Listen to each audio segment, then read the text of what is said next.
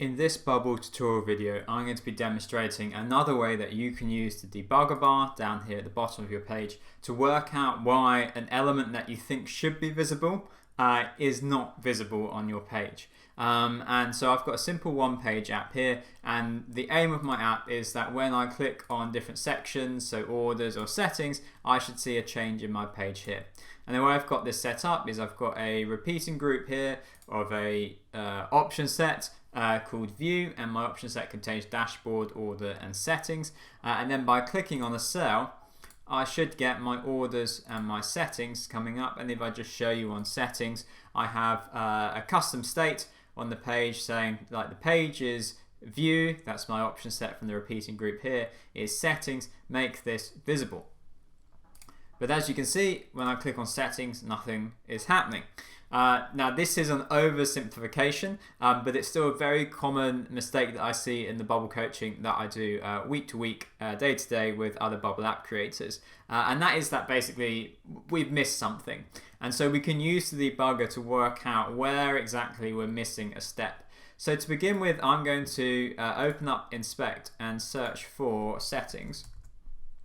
I can now hone in on the settings group. Even though it's not visible on my page, I can look it up and I can see that current page view is settings. The condition isn't activated, and so that's why it's not visible.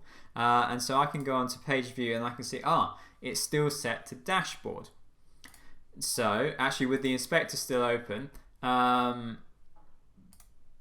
I'm going to bring it down, hit stop, and then I'm going to go step by step. I can see, okay, right, let's debug my workflows now. So when I click on settings, text is clicked, set state of on one page, that's my page's custom state, and I can see that the value I'm setting it is empty. That's why it's not changing from dashboard to settings, because the workflow of clicking on settings isn't actually changing the custom state value. So I think I've narrowed it down to my workflow then, which is to go onto my when current sales view is clicked, set custom state, and I've missed the value. And so I can change this instead to current sales view, because I'm using a repeating group to go through each of the different views I've got on my dashboard. I'm not just wanting to like hard code in settings, I'm saying current sales view, so that then I only need one workflow for each of my menu items here. Hey guys, if you're finding these YouTube tutorials helpful, we invite you to explore even more content on our website at planetnocode.com.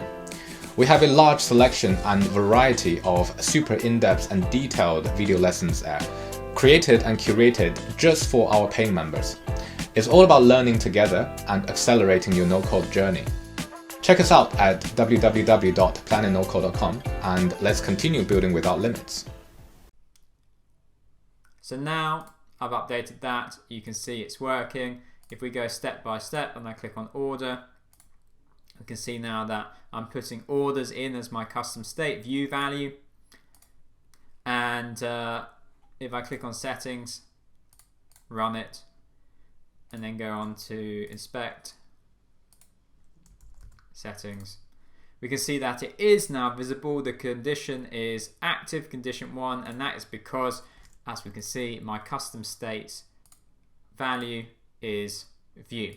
So there you have it. That is yet another way of how you can use the debugger bar in Bubble to just like methodically work through why something in your app is not behaving as you expect it. In this case, why something that I would have thought should be visible on my page was not visible. I used the debugger bar to first check the element on the conditions, and then I narrowed it down to my workflow, and I discovered that I had missed a key part of the workflow action to say change the custom state to this value.